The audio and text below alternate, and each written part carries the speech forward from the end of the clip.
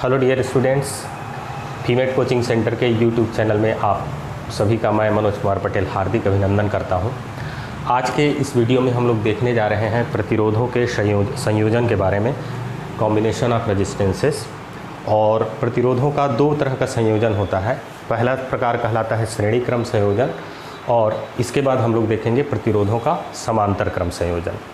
तो श्रेणी क्रम संयोजन या सीरीज कॉम्बिनेशन में हम मान लीजिए हमारे पास तीन प्रतिरोध हैं, R1 ओम, R2 ओम और R3 ओम के। तो हम इनको एक के बाद एक सीधी लाइन में जोड़ते हैं।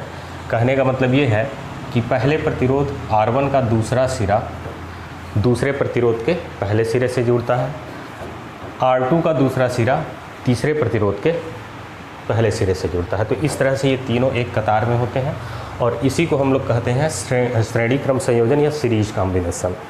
तो सीरीज कॉम्बिनेशन ये यहाँ पर दिया गया है। अब हमको यहाँ पर A और B के बीच का तुल्य प्रतिरोध ज्ञात करना है। तो हम इसके लिए एक सेल की सहायता से सिरे A और B के बीच में भी विभवांतर आरोपित करते हैं। ये यह कुंजी है और इस कुंजी के को हम चालू कर देते हैं, जिससे इस परिपथ में I धारा बहने लगती है। तो अब आवेश संरक्षण के नियम से प्रति सेकंड जितना आवेश बिंदु A पर प्रवेश करेगा उसी को हम धारा कहते हैं। प्रति सेकंड किसी बिंदु से गुजरने वाले आवेश की मात्रा को ही हम धारा कहते हैं।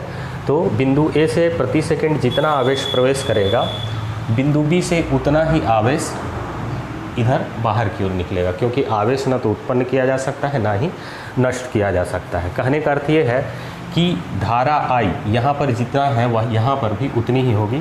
मतलब R1 में बहने वाली धारा भी I होगी, R2 में बहने वाली धारा भी I होगी और R3 में भी बहने वाली धारा का मान I ही होगा। तो इस तरह से तीनों प्रतिरोधों से बहने वाली धारा हो गई I। A से B के बीच आरोपित विभवांतर हो गया V।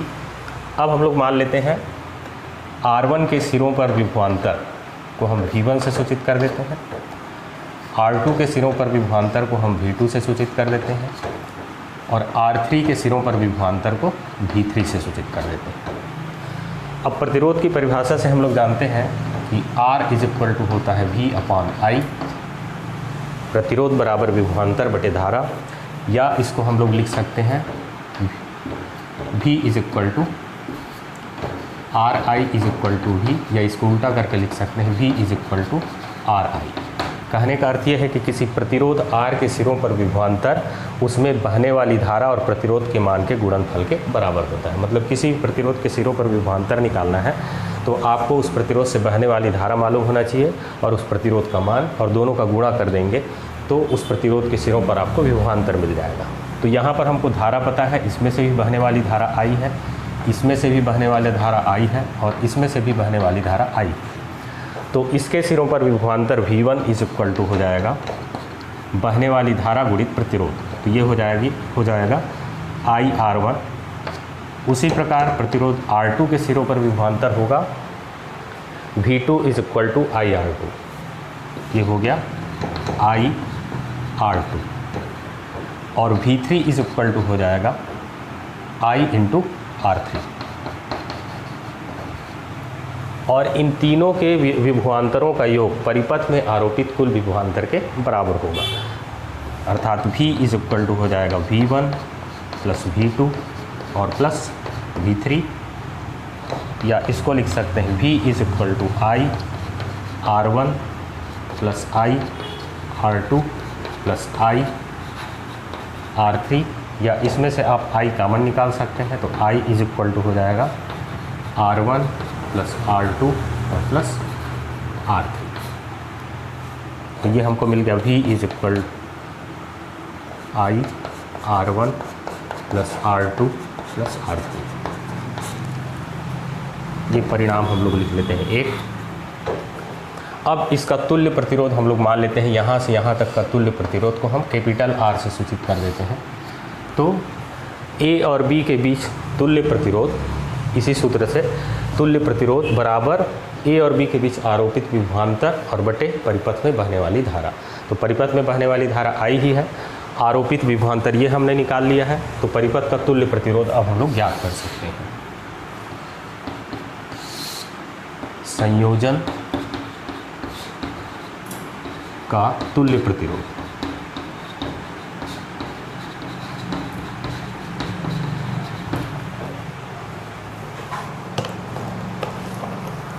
तो संयोजन का तुल्य प्रतिरोध हो जाएगा R इज इक्वल टू संयोजन में आरोपित विभवांतर, पूरे संयोजन में इन सिरे A और B के बीच में आरोपित विभवांतर V, और डिवाइडेड बाई परिपथ में बहने वाली धारा। तो ये धारा I ही है। अब V के मान को समीकरण 1 से हम लोग यहाँ पर रख देते हैं। समीकरण 1 से V का मान रखने पर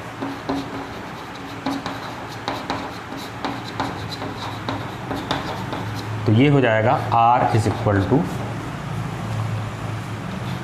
I R1 plus R2 plus R3 divided by, ये हो जाएगा I, ये I कट जाएगा, तो ये हमको परिपथ का कुल तुल्य प्रतिरोध मिल गया R1 plus R2 plus R3। तो ये हमको ये फार्मूला मिल गया कि यदि तीन प्रतिरोध R1, R2 और R3 श्रेणी क्रम में संयोजित हैं तो उनके संयोजन का कुल प्रतिरोध तीनों प्रतिरोधों के योगफल के बराबर होता है। फिर से एक बार बोल देता हूँ कि यदि तीन प्रतिरोध R1, R2 और R3 श्रेणी क्रम में संयोजित हैं तो परिपथ का तुल्य प्रतिरोध या संयोजन का तुल्य प्रतिरोध तीनों प्रतिरोधों के योगफल के बराबर होता है।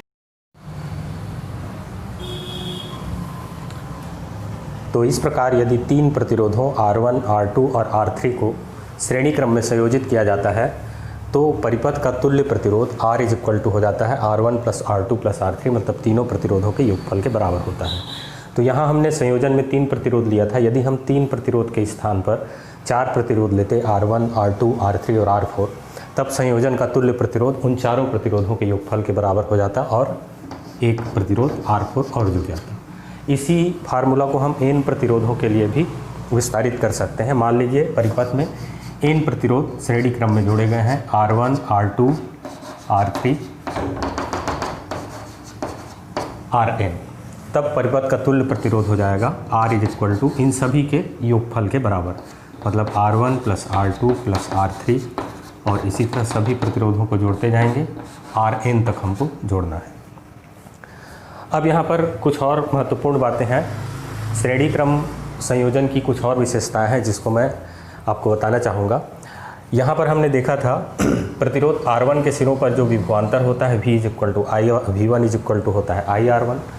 प्रतिरोध R2 के सिरों का विभवांतर होता है V2 is equal to IR2, और R3 के सिरों का विभवांतर है IR3।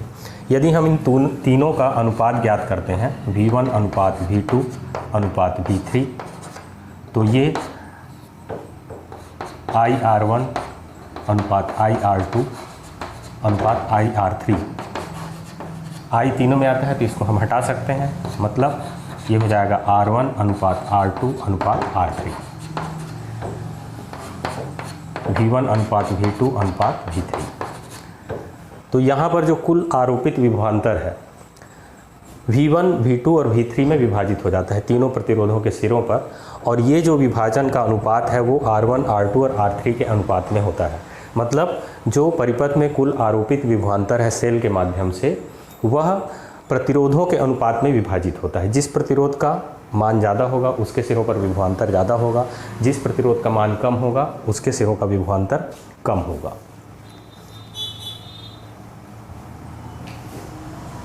अब आइए प्रतिरोधों के श्रेणी क्रम संयोजन को हम लोग एक उदाहरण के माध्यम से समझते हैं। यहाँ तीन प्रतिरोध हैं, 3 ओम, 6 ओम और 9 ओम के, और इनको इस तरह से श्रेणी क्रम में संयोजित किया गया है सिरे A और B के बीच में, और A और B के बीच में एक 12 वोल्ट का सेल जोड़ा गया है एक कुंजी के माध्यम से। तो यदि हम कुंजी को बंद करते हैं तो इसमें परिपथ में धारा बहने लगेगी। तो सबसे पहले तो हमको ये बताना है कि इस परिपथ का तुल्य प्रतिरोध कितना होगा। फिर उसके बाद हमको ये बताना है कि 3 ओम के सिरों पर विभवांतर कितना होगा, 6 ओम के सिरों पर विभवांतर कितना होगा, 9 ओम के सिरों पर विभवांतर कितना होगा, और हमको परिपथ में बहने वाली धारा का मान भी ज्ञात करना है। तो 3 चीज़ें ज्ञात करना है। सबसे पहला है तुल्य प्रतिरोध, उसके बाद परिपथ में बहने वाली धारा, और तीसरा हमको बताना है कि पहले प्रतिरोध, दूसरे प्रतिरोध, तीसरे प्रतिरोध के सिरों पर विभवांतर कितना कितना होगा। तो सबसे पहले तुल्य प्रतिरोध के लिए बिल्कुल सरल सा हम फार्मूला पहले से ही जानते हैं कि तुल्य प्रतिरोध यदि R मान लें तो R इन तीनों प्रतिरोधों के योगफल के बराबर होगा। कहने का मतलब R1 + R2 + R3, और इनका मान रख दीजिए 3 ओम + 6 ओम और +9 ओम। तो ये हो जाएगा 6 3 9 और 9 18। तो ये परिपथ का तुल्य प्रतिरोध हो गया। अब परिपथ का तुल्य प्रतिरोध ज्ञात हो गया तो हम परिपथ में बहने वाली धारा भी ज्ञात कर सकते हैं। परिपथ में आरोपित विभवांतर है 12 वोल्ट का, तो हम जानते हैं I = परिपथ में बहने वाली धारा बराबर परिपथ में आरोपित कुल विभवांतर और बटे परिपथ का कुल प्रतिरोध। I = V/R। तो कुल आरोपित विभवांतर हो गया 12 वोल्ट और ये हो गया 18, और ये एम्पियर में आएगा। तो ये हो जाएगा 6 दूने 12, 6 तिया 18, ये लगभग